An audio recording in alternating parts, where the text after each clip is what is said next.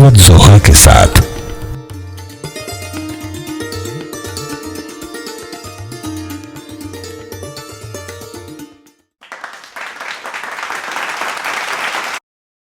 اور آج سرود زوہا کی کہانیوں کی یہ کتاب جس نے ہم سب کو یکجا کر دیا ہے، ایک بہت ہی کامیاب کوشش قرار دی جا سکتی ہے۔ فسانہ بنا دیا کہ سر ورق کو دیکھیے۔ ایک طرف کتاب کا نام ہے، دو لال پیلے کاغذوں کی تصویر پر ایک نہایت قیمتی بال پوائنٹ کی تصویر بنی۔ کتاب پلٹ کر دیکھیں تو دوسری جانب صاحب کتاب کی تصویر ہے۔ اس تصویر کو دیکھیے اور یہاں ڈائس پر بیٹھے سرود زوہا کو دیکھیے، دونوں میں کتنی مشابہت ہے یہ آپ طے کر لیں۔ اور میری خوش قسمتی کہ یہ 24 افسانوں کا جو مجموعہ ہے، اس میں سے کم از کم 18 افسانوں کا مرکزی کردار ناصر ہے۔ تو ناصر نام انہیں پسند ہے سرود زوہا صاحب کو۔ شاید اس کی وجہ غیر ارادی طور پر یہ ہو کہ ان کے جو مورث اعلیٰ ہیں سید ابو الفرح واسطی، وہ میرے بھی مورث اعلیٰ ہیں، ناصر زیدی الواسطی، سمجھے واسطی ہیں ہم بھی۔ اور شین زوہا صاحب کو یہ کہ جب میں نے ادب کی وادی میں قدم رکھا تو اس وقت ہم پڑھتے تھے، اور ماہ نو، ادب لطیف جس کا میں بعد میں 15 سال ایڈیٹر بھی رہا اس میں، اور پرانے جو اس زمانے کے جریدے تھے وہ، اور پھر ان کے مجموعے، اور پھر میں نے جو انتخاب کیے کئی قائد اعظم پر یا اقبال پر، تو ان کی نظمیں شامل ہیں۔ میں اس ڈائس پر آپ کے سامنے کھڑا ہوں تو آپ لوگ میری نظروں کے سامنے نہیں ہیں اس وقت۔ جامعہ کراچی کا وہ علاقہ ہے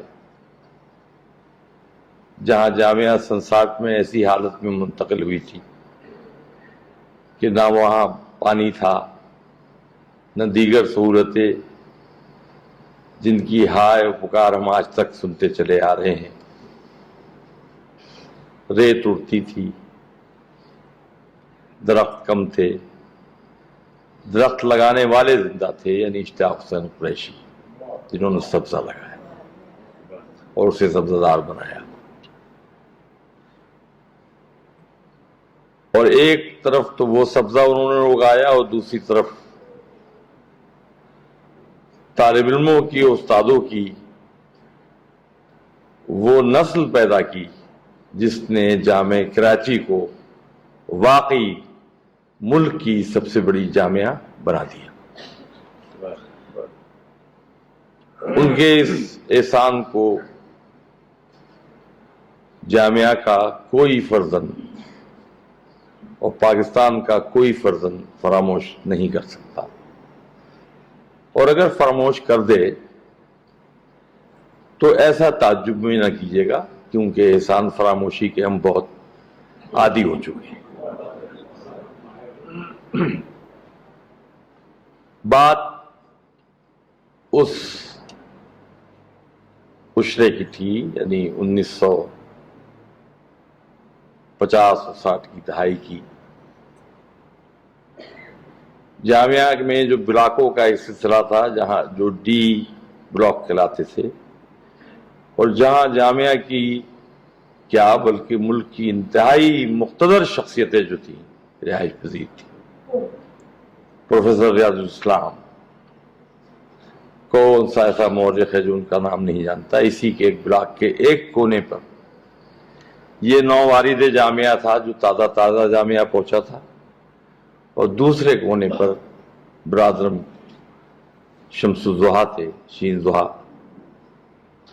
جن سے ہماری دوستی طالب علمی کے زمانے سے تھی کہ ان کی محفل میں بیٹھتے تھے، جا کے ان سے گفتگو کرتے تھے، شعر سنتے تھے، اور وہ شعر اپنے کبھی نہیں سناتے تھے، یہ بھی یاد رکھیے گا۔ بڑی کمزوری ہوتی ہے شاعروں میں کہ وہ اپنا شعر سب سے پہلے سناتے ہیں۔ وہ اصطلاحات سازی کے حوالے سے بات کرتے تھے، اردو زبان کی ترقی کے لیے کیا وسائل اختیار کیے جائیں، کیا طریقے اختیار کیے جائیں، اس پر گفتگو کرتے تھے۔ ان کا زندگی کا ایک بڑا ویژن تھا، علمی زندگی کا اترا تھا، اور ہر وقت وہ اصطلاح سازی کے کام میں مبتلا رہتے تھے۔ مبتلا کا لفظ میں جان بوجھ کر استعمال کر رہا ہوں، بہتر معلوم۔ ظاہر ہے کہ انہوں نے اپنی زندگی کی شمع دونوں سروں سے جلا رکھی تھی، اور اس کا جو انجام ہوتا ہے وہی انجام ہوا کہ وہ جلد ہم سے رخصت ہو گئے۔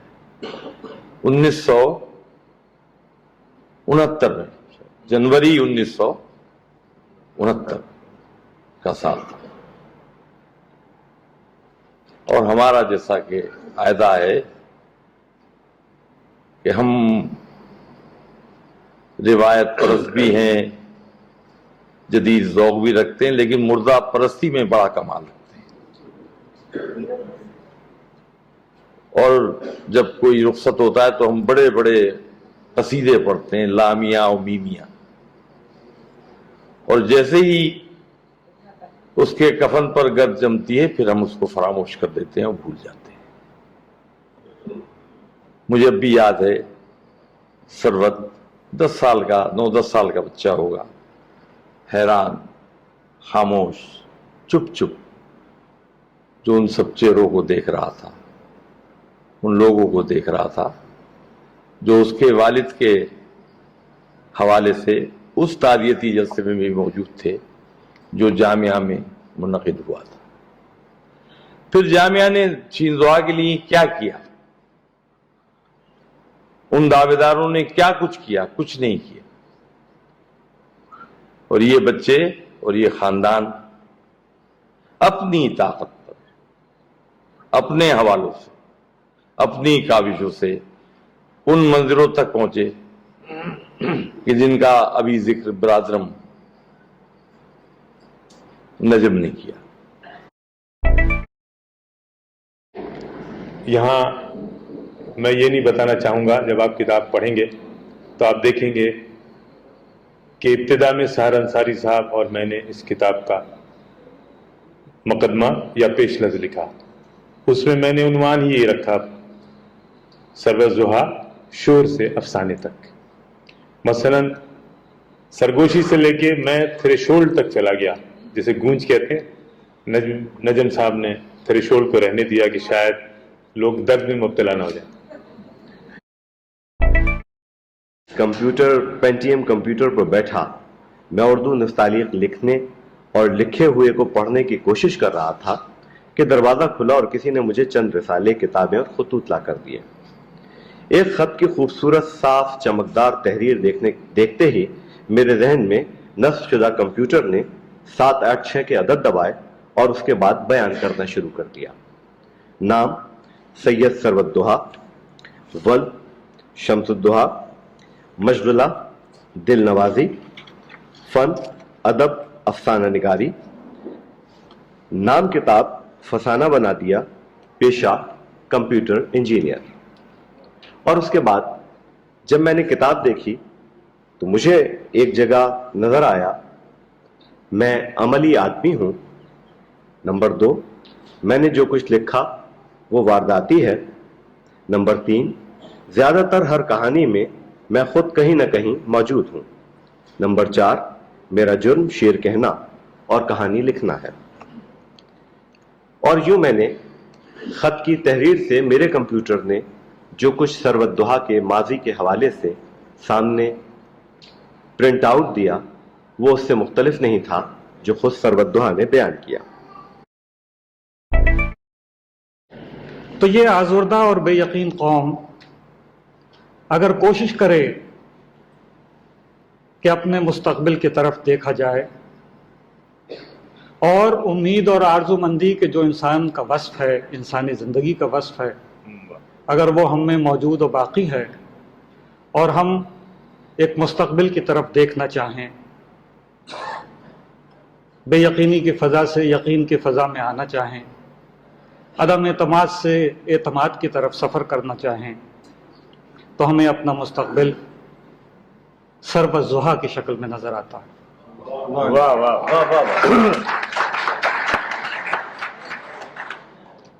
और मैं ये बात इस यकीन से यूं कहना चाहता हूं कि सरवत ने अपनी ज़िंदगी के इस छोटे से और मुख्तसर से तजुर्बे में ज़िंदगी की सारी फ़ालियत और ज़िंदगी की सारी खुशरंगी और खुश अदाई यकजा जमा की है, यकजा कर ली है। और वो न सिर्फ अपने मनसबी लिहाज से कामयाबी और कामरानी की तरफ गामजन हैं, बल्कि अदब की दुनिया में भी उन्होंने शेरी सफ़र हो या कहानियों का सफ़र हो, उसमें एक अच्छी राह अपने लिए मुतय्यन कर ली है। ये एक बड़े मोहतरम और बहुत अजीम लिखने वाले एक प्रोफेसर के साहबजादे हैं, लेकिन इन्होंने अपनी राह खुद मुतय्यन की। इनके वालिद मोहतरम शीन ज़ुहा साहब माने हुए शायर, नस्र निगार, प्रोफेसर और साहिब इल्म शख्सियत थे। जब वो इस दुनिया से रहलत हुए तो उस वक्त इनकी उम्र 10 साल की थी।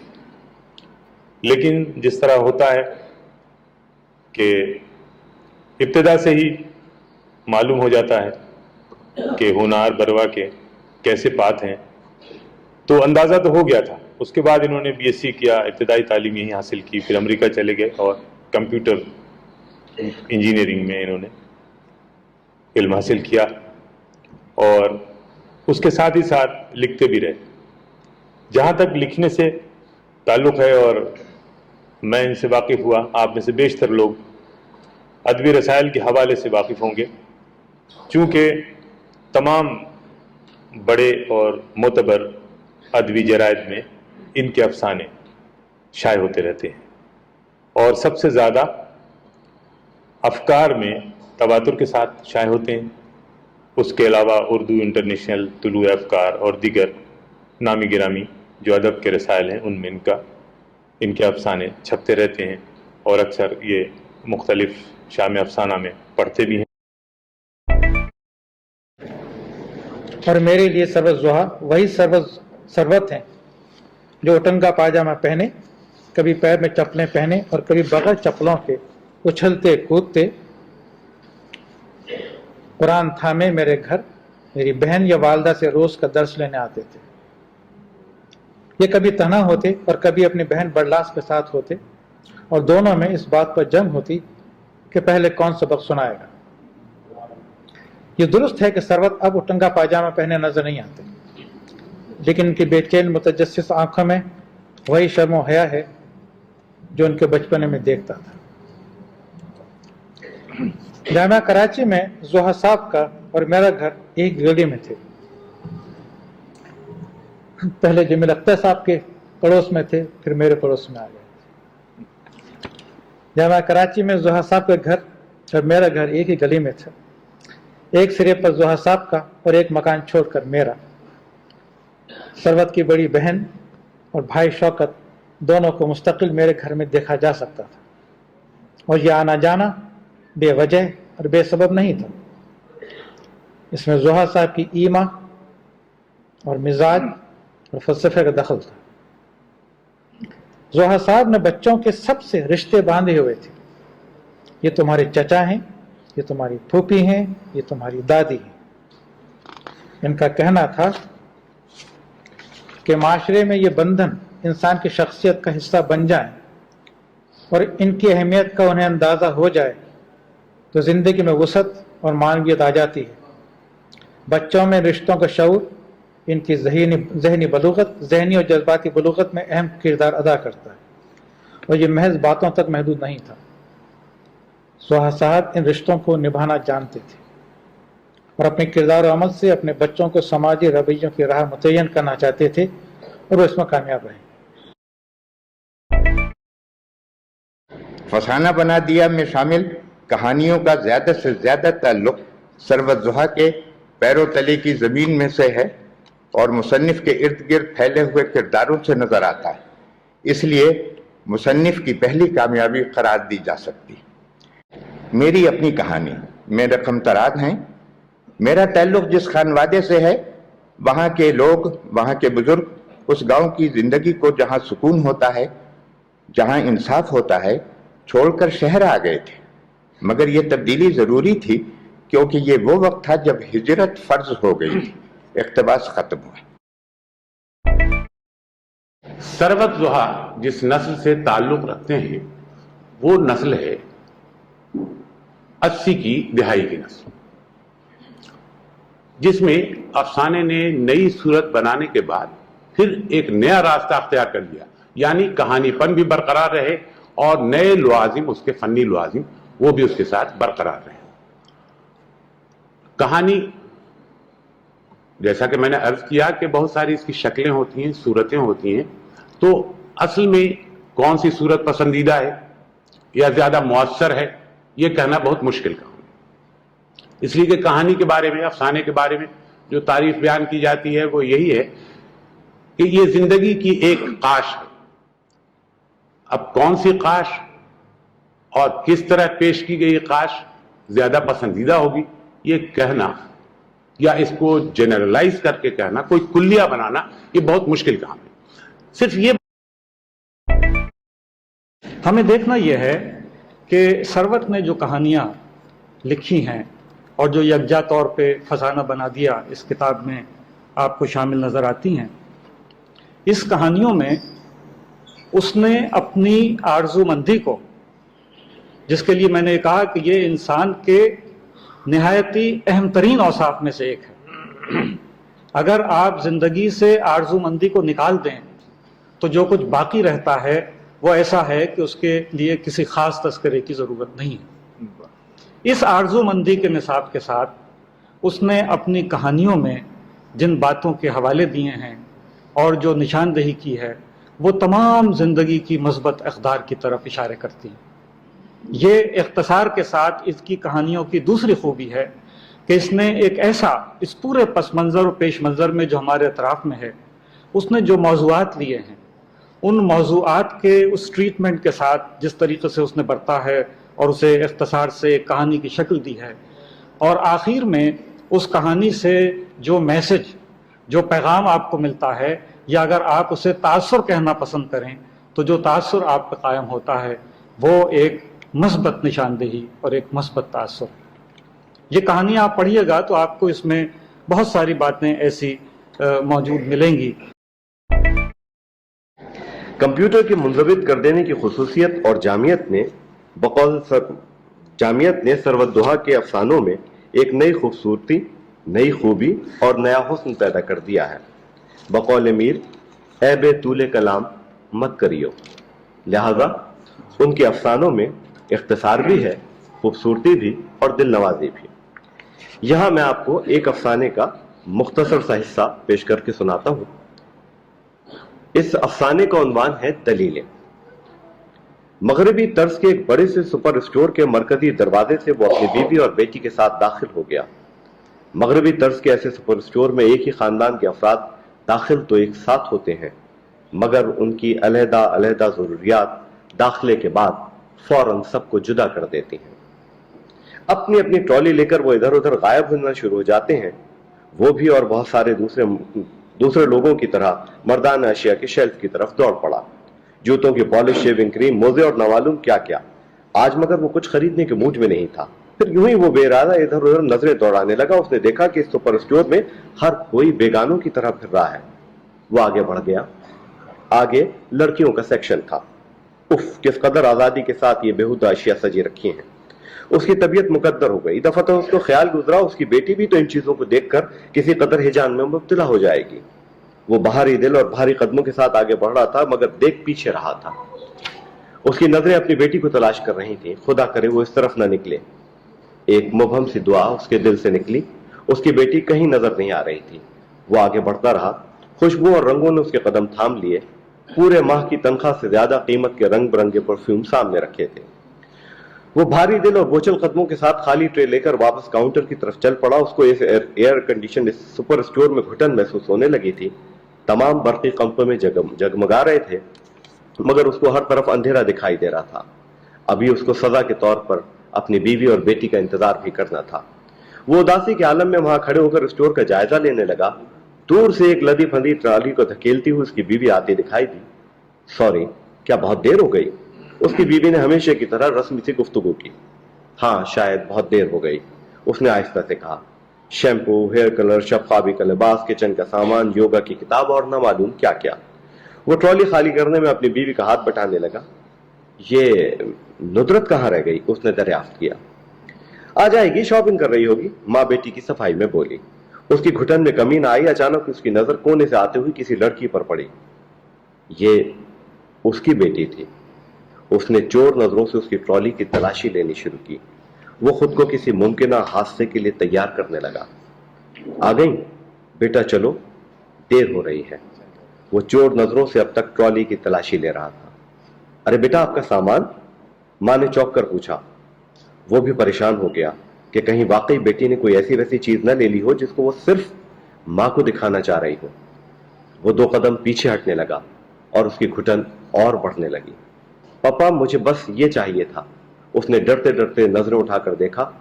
اس کی بیٹی کے معصوم ہاتھوں میں ایک قلم جگمگا رہا تھا. میری بیٹی. اس نے بڑھ کر اپنی بیٹی کا ماتھا چوم لیا. اس کی گھٹن اب دھیرے دھیرے کم ہو رہی تھی. شاید وجہ یہ تھی کہ اس کو اچھے دنوں کی امید رکھنے کے وقت نے پہلی دلیل دے دی تھی. بہت اچھا. سروزوہا کی کہانی دلیلیں کہ ندرت افسانہ قنات کے نور صاحب کا بیٹا، پسند کی شادی کے نعیمہ اور عامر وہ نوجوان ہیں جن کے لیے سماجی خارجیت کا کامل داخلت میں ڈھلی ہے. ان کی کہانیوں کو پڑھ کر ہمیں احساس ہوتا ہے کہ ثروت ان لوگوں میں سے نہیں جنہیں معاشرے کی ہر بات بری لگتی ہے یا اس میں تبدیلی اور بہتری سے نا امید ہو چکے ہیں. وہ ان لوگوں میں بھی شمار نہیں ہوتے جن کا ماضی دھندلی یادوں میں محفوظ ہو. ثروت کے سماجی اخلاقی اقدار بوڑھے لوگوں کے ہاتھوں میں نہیں بلکہ معاشرے کے نوجوانوں کی حفاظت میں نظر آتی ہیں. اور یہ نوجوان وہ ہیں جو روایتی اقدار کو مستقبل سے وابستہ کرنا چاہتے ہیں. انہیں کے دم سے حال بدلے گا اور نئی اور اجلی صبح کل آئے گی. تو میں کہہ یہ رہا تھا کہ دل کے شور سے لے کے قیامت کے شور تک کو انہوں نے محسوس کیا. کراچی میں جس شہر آشوب جس سے وہ گزرے فضا سے، ان کی عکاسی بھی ان افسانوں میں ہے. اور اب ہم 21ویں صدی میں جا رہے ہیں تو بعض لوگ پوچھتے ہیں کہ جی ادب ہم کیا لے کر جائیں گے، شاعری؟ تو اس میں 2 4 4 3 4 یعنی 17 رکعتیں بھی ہیں نماز کی دن بھر کی، وہ بھی ہے افسانہ.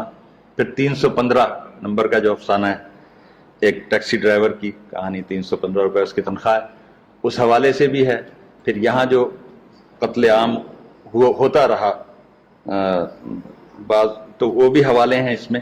اور کہانی تو دراصل ازل سے لکھی جا رہی ہے. جب قابیل اور حابیل اور قاتل اور مقتول کی کہانی تھی پہلی، اس وقت سے اب تک کہانی لکھی جا رہی ہے. سروت زوہا صاحب کو میں نے ایک تو جمال احسانی کے ڈائجسٹ میں ان کا قسطوار کچھ پڑھا تھا، تو میں سمجھتا تھا کہ یہ ڈائجسٹوں کے مقبول لکھنے والے، جیسے وہ حرام کار ناول تھا، قسطوار چھپتا تھا، وہ ہیں. لیکن ان افسانوں سے معلوم ہوا کہ ادبی افسانے انہوں نے بڑے اچھے لکھے ہیں اور مستقبل میں اچھی توقعات ان سے کی جا سکتی ہیں. اور جبکہ آج کل کسی کے پاس اتنا وقت نہیں ہوتا کہانی پڑھنے کا، کیونکہ مقبولیت آج کل ہے سفر ناموں کو اور آپ بیتی کو، تو افسانے کو نمبر 3 ہے.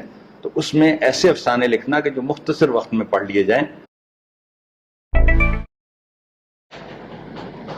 میں اس بات پر یقین رکھتا ہوں کہ چاہے آپ مجھے عصبیت پسند کہیں چاہے نسل پرست کہیں، میں انسانی نسب کے شرف کا بڑا قائل ہوں اور اس کی معنویت ادب میں بھی شامل ہوتی ہے.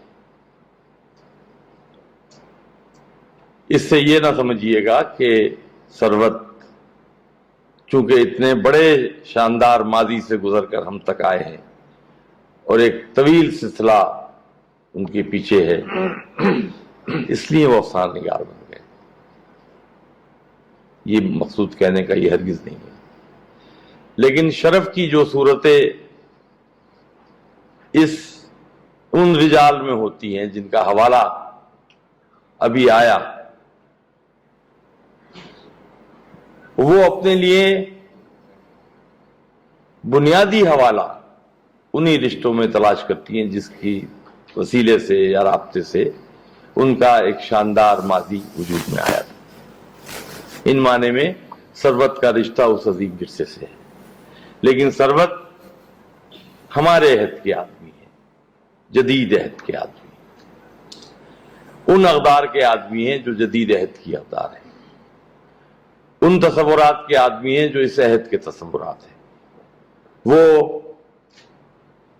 اس تاریخی تسلسل میں ہونے کے باوجود چیزیں انہیں اس تناظر میں نظر نہیں آئیں گی جس تناظر میں اسے شمس الضحیٰ دیکھتے تھے یا ان کی نسل کے لوگ دیکھتے تھے. اور یہی فرق ہے جو انہیں ممتاز و ممیز کرتا ہے. یہ مختصر سی کہانیاں جن کی اختصار ایک خاص خوبی ہے، جس کی طرف اشارہ بھی کیا کہ آج کے زمانے میں کہ جب ہمیں کسی کو یاد رکھنے کی اور کسی کو بھول جانے کی فرصت بھی نہیں ہے، اس میں جو لمحہ ہمیں مل سکتا ہے، جو وقت ہم بچا سکتے ہیں، اس میں اگر کہانی پڑھی جا سکے تو وہ مختصر اور اثر انگیز کہانی ہونی چاہیے، جیسے کہ ثروت نے یہ کہانیاں جمع کی ہیں. آج سے 10 سال قبل اگر ثروت زحا امریکہ میں کمپیوٹر انجینئرنگ کی تعلیم مکمل کرنے کے بعد امریکہ کے شور میں گم ہو جاتے تو کوئی کیا کر لیتا، مگر وہاں کے شور سے بڑے ایک شور نے انہیں واپس بلا لیا. وطن کہہ لیجئے یا ماں، یقیناً جو ان کا احترام نہیں کرتا دنیا میں اس کا نام نہیں ہوتا. خود کہانی یا سبق میں لکھتے ہیں، ماں کے حروف کو الٹی ترتیب سے آپ پڑھیں تو لفظ نام بنتا ہے. یقیناً بیٹوں کے لیے نام کمانے کا صرف یہی راستہ ہے کہ ماں کی خاص و عام خدمت کرتے رہیں.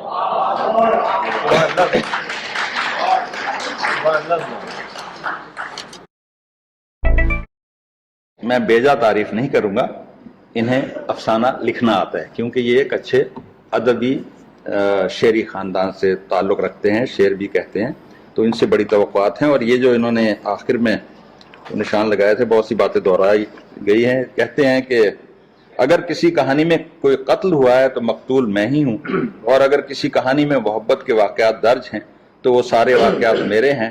شاید یہ خود اعترافی ہے کہ میں ہی مجرم ہوں، میں نے ذرا ذرا سی بات کا افسانہ بنا دیا ہے.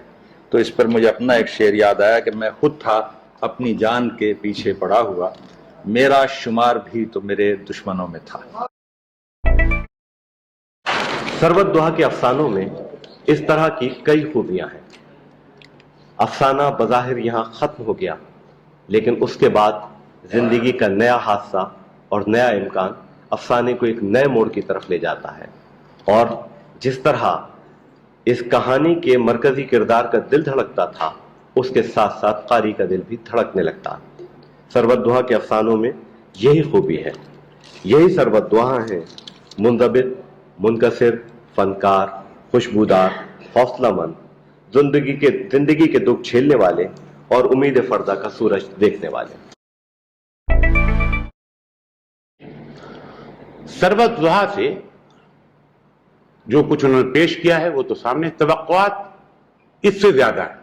وجہ اس کی یہ ہے جس کی طرف اشارہ ابھی کیا گیا کہ وہ ایک ایسے خانوادے سے تعلق رکھتے ہیں جس کا یعنی جس کی پوری زندگی، پوری تاریخ علم و ادب سے وابستہ رہی ہے. اور اس میں بہت سارے نام ہیں، ایک دو نہیں. ابھی والد صاحب کا ان کے نام لیا گیا، ان کے چچا انہوں نے مضمون پیش کیا، تو بہت سارے اور لوگ ہیں.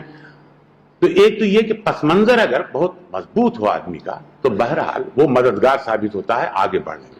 یہ ایک بات ہے. یہ ضرور نہیں ہے کہ ہر لکھنے والے کے گھر میں دوسرے لکھنے والے اس کے موجود ہوں خانوادے میں، لیکن بہرحال یہ اس میں معاونت ضرور کرتا ہے. دوسرے یہ کہ اصل میں ایک بات اور جس بنا پہ میں ان سے توقع رکھتا ہوں وہ یہ ہے کہ وہ بہت ذہین آدمی ہیں, اعلیٰ تعلیم یافتہ ہیں, اور اس سے بڑھ کر یہ کہ انہوں نے دنیا دیکھی ہے اور دیکھ رہے ہیں. بھی نہیں پڑھا, لیکن اس کے باوجود ہم بڑی آسانی سے دعوے کرتے ہیں, فیصلے کرتے ہیں, مقابلے کرتے ہیں اور کرتے چلے جاتے ہیں. کیوں بھائی؟ ہماری یہ چھوٹی سی دنیا ہے, اس چھوٹی سی دنیا میں ہمارے ارد گرد جو چیزیں پھیلی ہوئی ہیں انہی کے تناظر میں اور رشتے میں رکھ کر دیکھو جو اس نوجوان نے جو باتیں کہی ہیں, اس نے زندگی کو جیسے سمجھا ہے وہ نظر میں اس کے وہ پختگی نہیں ہوگی جو ایک 50 سال کی عمر کے شخص میں ہوگی, یا جس کا تجربہ بہت زیادہ گہرا ہوگا. تجربے کی وسعت کی بات نہیں کرتا, گھومنے پھرنے سے وسعت ضرور آتی ہے لیکن گہرائی ضروری نہیں ہے. اپنے گھر میں بیٹھ کر آدمی ایک مقام پر بیٹھ کر جو گہرائی اور احساس کی اور تجربے کی اور فکر کی حاصل کرتا ہے اس کا کوئی جواب نہیں ہوتا. میں صرف ایک مثال چھوٹی سی دینا چاہتا ہوں اور پھر میں آپ سے اجازت لوں گا, کیونکہ باتیں بہت سی ہیں اور کہنے کی ہیں اور کہنا چاہیے, اور ایسے اچھے سامعین کہاں ملیں گے جو خاموشی کے ساتھ بات سن رہے ہیں. اور وہ یہ ہے کہ ایک بہت نام لیے ہم نے, ناشر الخیری کا اور یلدرم کا اور پریم چند کا وغیرہ وغیرہ, ناموں کی تو فہرست ہے, گنا لیجئے, تاریخی ترتیب بھی دے لیجئے. اور تاریخ میں پہلے ہونے کے معنی ہرگز بڑے ہونے کے نہیں ہوتے, یہ بھی یاد رکھیے گا. پہلے ہونے کے معنی ہرگز بڑے ہونے کے نہیں ہوتے. پریم چند اور سجاد حیدر یلدرم سے کتنے ہی لوگوں نے پہلے کہانیاں لکھی ہوں, وہ بابا آدم جو ہے افسانے کے, جدید افسانے کے, وہ پریم چند ہی کہلائیں گے. ولی سے پہلے اور آپ نمونے نکال لیجئے شاعری کے, بہت ہیں تاریخ کے تسلسل میں, خسرو کے حیث تک پہنچ جائیے, لیکن اردو شاعری کے غزل کے بابا آدم ولی ہی کہلائیں گے, ولی دکنی ہی کہلائیں گے. تو یہ بھی کوئی امتیاز کی بات نہیں ہے. میں ایک آدمی کا تذکرہ کرنا چاہتا تھا, بلکہ دو آدمی میری نظر میں ہیں. ایک رفیق حسین, آپ نے نام نہیں سنا ہوگا اس کا, سید رفیق حسین, پیشہ ور انجینئر, یہ بھی انجینئر ہے. سرورت حسین, سرورت دعا, جنگلوں میں ریل کی پٹریاں بچھاتا پھرتا تھا, ذرائع آپ کے لیے فراہم کرتا تھا. دوسری جنگ عظیم کے پس منظر میں, یعنی یہ دور کے آدمی بھی نہیں ہے, ترک پسند تحریک اپنے نقطۂ عروج پر تھی. سماج اور حقیقت نگاری کے بڑے دعوے اور فلسفے تمام سب سامنے آ رہے تھے. اس نے چند چھوٹی چھوٹی کہانی لکھی ہیں, 12 کہانی ہیں جانوروں کے بارے میں, ان کی نفسیات کے بارے میں, اور انسان اور جانور کو جس طرح وہ ایک سطح پر لایا ہے, ان کے احساس اور جذبوں کے حوالے سے اور مزاج کے حوالے سے, تو آپ یہ دیکھیں گے کہ اس نے کتنی گہرائی چھوٹی بات میں پیدا کر دی ہے. گوری ہو گوری ان کے مجموعے کا نام تھا, یا رفیق تنہائی, اور ان افسانوں کو آپ پڑھیں گے تو آپ کو معلوم ہوگا کہ میں جتنا بھی میں نے عالمی ادب پڑھا ہے, جتنا بھی عالمی ادب پڑھا ہے, اس کے حوالے سے میں بلا تکلف یہ کہہ سکتا ہوں کہ بڑے سے بڑا افسانہ نگار ہے, اس کو اس کی قدرت بیان, نفسیات میں درک اور شعور کی بنیاد پر ان صفوں میں رکھا جا سکتا ہے. آپ بہت ذکر کرتے ہیں جارج آرویل کا, ہمارے دور کے آدمی ہیں, اور مشہور اس لیے ہوئے وہ کہ انہوں نے ٹوٹلیٹیرینزم کے خلاف رد عمل ظاہر کیا. مشہور فقرے ان کے کہ all animals are equal but some animals are more equal than others, بہت ایک مشہور بنیاد بنتا ہے اساس ایک فلسفے کی. یا یہ کہ 2 پاؤں اچھے ہوتے ہیں لیکن 4 پاؤں زیادہ اچھے ہوتے ہیں. یہ اس کا اینیمل فارم ہے, 1984 ہے. ایک طنز نگار تناز آدمی جو زندگی کی اقدار کو ایک خاص مخصوص پس منظر میں دیکھ رہا تھا, ان تذرات کو, کہ آدمی گم ہوتا نظر آ رہا تھا اسے. تو اس گم ہوتے ہوئے آدمی کی کہانی رفیق حسین کی بھی یہاں ہے جانوروں کے حوالے سے, اور وہی گم ہوتا ہوا آدمی جو ہے ایک اعتبار سے ثروت کے افسانوں میں بھی آپ کو نظر آئے گا, اپنی شکل میں, شیڈوز میں. ابھی ان شیڈوز نے, ان سایوں نے ایک کانکریٹ فارم حاصل نہیں کی ہے, सरवत जोहा ने अपनी कहानी में आला इख्तिसार से काम लिया है। कम गुफ्तन यकीनन कार खिरदमंदा रहा है, मगर मालूमात की अपनी एक कदर वो है जो लाजमी तौर पर एक नस्ल से दूसरी नस्ल तक मुंतकिल होती रहनी चाहिए। मेरा ख्याल है कि सरवत की तहरीर में ये रवैये शौरी और गैर शौरी तौर पर अमल करते नजर आते हैं। एक ऐसे ज़माने में जबकि इंसानी रिश्ते टूटने फूटने लगे हैं और बेगानगी और मुगायरत महज़ब ज़िंदगी की शान समझी जाने लगी है, वहाँ ये कहना हिम्मत और एतमाद चाहता है कि उठ, हमारा पांचवा भाई अब हमसे अलग हो गया। अलग तो पहले भी था, मगर आखिर को हमारा था। अनकोट। ये दुरुस्त है कि इस जुमले का सियाक बैनुल अफरादी नहीं बल्कि वसी समाजी सियासी है, लेकिन ऐसे वसी सियाक को ख़ानदानी रिश्तों के तनाजुर में देखना और बाहमी मोहब्बतों के रिश्तों को सियासी तदब्बुर की बुनियाद समझना हमारी असरी मरीज़ाना सोच के लिए एक अहम पैगाम है। समाजी रिश्ते बेशुकम पर इस्तवार नहीं होते। ज़िंदगी में और सियासत में और बाहमी मरासिम में नफ़ा और नुकसान नहीं देखा जाता। इंसानी रिश्तों की गहराई और इनके सुकून बख्श हरारत हर मिलावट से पाक होती। कहानी कनात में अज़हर अपनी बीवी से कहता है, कोट, खुशी में शरीक होने की कोई मसलत नहीं होनी चाहिए, बिल्कुल गैर मशरूत सौदा करना चाहिए। दुनियावी मामलों में खुदा की खुशनुदी को कभी नहीं भूलना चाहिए। सरवत के अफसानों में समाजी शऊर की ये जहत नुमायां नजर आती है। सरवत जोहा ने अपनी कहानी में सच कहा है कि मेरे वालिद मरहूम ने जब दागे मुफारकत दिया तो हमारे पास कतन कोई जायदाद न थी। इक़्तिबास खत्म। ये कल भी सच था, आज भी है और इस खानवादे के लिए आगे भी सच रहेगा। हाँ, सरवत जोहा जरा जाविया निगाह बदल कर देखिए तो आपके वालिद और उनके दो छोटे भाइयों के कई हजार मुल्की और गैर मुल्की शागिर्द चलती फिरती जायदाद ही तो है। सन 67 या 68 की बात है। एक दिन सरवत शर्माते शर्माते मेरे घर आए। हाथ में चंद सफ़ात थे। मेरे हाथ में कागज़ दे थमाते कहा, अब्बू ने आपको दिखाने को कहा है। सफ़ात देखे, एक कहानी थी जो सरवत ने लिखी थी। मैंने वो सफ़ात देकर वापस कर दिए। शाम को जोहा साहब सरवत को साथ लिए घर आए। कुर्सी पर बैठते हुए कहा, देखा तुमने, साहिबजादे कहानियां लिखने लगे हैं। जोहा साहब के अंदाज में खुशी और इत्मीनान का एहसास नुमाया था। आज 30 साल के बाद इस किताब को देखकर मुझे शायद इतनी खुशी है। तो ये सरवत की बहुत मुख्तसर, बहुत अच्छी, बहुत खुशनुमा कहानियाँ हैं। और कहानी कहना, इसमें इस किताब में सबसे अहम हिस्सा वो है कि जो सरवत ने खुद लिखा है, जिसमें उसने ये कहा है कि मुझे कदम कदम पे एक शोर, एक माना खेज आहंग मुझे सुनाई देता है, और जब मैं वो आवाज़ सुनता हूँ तो उस आवाज़ से एक कहानी तराश लेता हूँ। यहीं से तख्लीक़कार शुरू होता है और कहीं इससे आगे अजीम तख्लीक़कार हैं। जो हम देखते हैं, जो हम सुनते हैं, जो हम महसूस करते हैं, उसे बयान कर देते हैं। ये एक तख्लीक़कार का मनसब है। उसमें एक नई जहत और एक नया रुख तराशते हैं और तलाश कर लेते हैं। लेकिन किसी ने यह भी कहा था, और मुझे इनकी बात से याद आया कि जब इन्होंने कहा है कि एक शोर और एक शोर माना खेज, किसी ने यह भी कहा था कि अगर तुम वही देखते हो कि जो कुछ तुम्हें नजर आता है, और अगर तुम वही सुनते हो कि जो कुछ तुम्हें सुनाई देता है, तो दरअसल तुम न कुछ देख रहे हो न सुन रहे हो।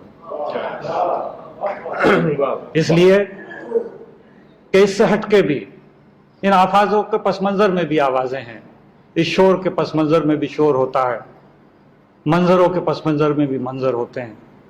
जब उन मंज़रों को नायाफ्ता गोशों को तलाश करने लगता है, जो मुझे यकीन है कि सरवत किसी दिन ये मरहला भी तय करेंगे, जब नायाफ्ता गोश है उसके हाथ आते हैं جب نادیدہ منظروں کو وہ دیکھنے لگتا ہے اور اسے تخلیق کرنے لگتا ہے تو وہ فنکار ایک بڑا اور عظیم فنکار کہلاتا ہے۔ سو میں سرور ضحیٰ کے لیے بہت ساری دعائیں اور محبت اور پیار اور خلوص اور اس کا اعتراف بھی کہ جو انسیت اور جو محبت اور جو لگاؤ سرور ضحیٰ نے میرے ساتھ رکھا اور اس محبت سے مجھے نہ صرف اس تقریب میں بلایا بلکہ اپنے کتاب کے فلیپ پہ میرا ایک شعر بھی تحریر کر دیا جو شاید اسے پسند ہو۔ بہرحال یہ عمل تخلیق کاری کا، ادب کا، خرد افروزی کا، اچھی کہانیاں، اچھی شاعری، اچھا ادب، اس کی ترسیل کا یہ ایک ذریعہ ہے جو جیسے آج سربت کے توسط سے ہم تک پہنچا، ایسے ہی میرا خیال ہے کہ ہماری محفلیں گو کہ وقت ہمارے موافقت میں نہیں ہے لیکن شاید ہمارے ایسے ہی اجتماعات سے ہم تھوڑی دیر کے لیے وقت کو اپنے فیور میں، اپنے موافقت میں کر لیں تو یہ ایک بے آسرا سی قوم شاید کسی نئی تمنا اور نئی امید کے ساتھ اپنا سفر جاری رکھ سکے۔ اسی لیے میں نے یہ کہا کہ اگر ہمارا کوئی مستقبل ہو سکتا ہے تو میں اسے سرود کی شکل میں دیکھتا ہوں۔ بہت بہت شکریہ خواتین۔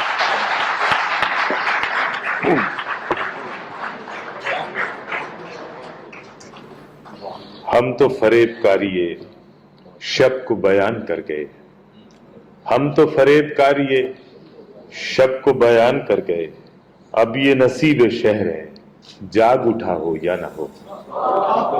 اس کتاب پہ جو فلیپ ہے وہ جناب پیرزادہ قاسم کا یہ شعر ہے جس سے دامن انہوں نے بچایا میں نے آپ تک پہنچا دیا۔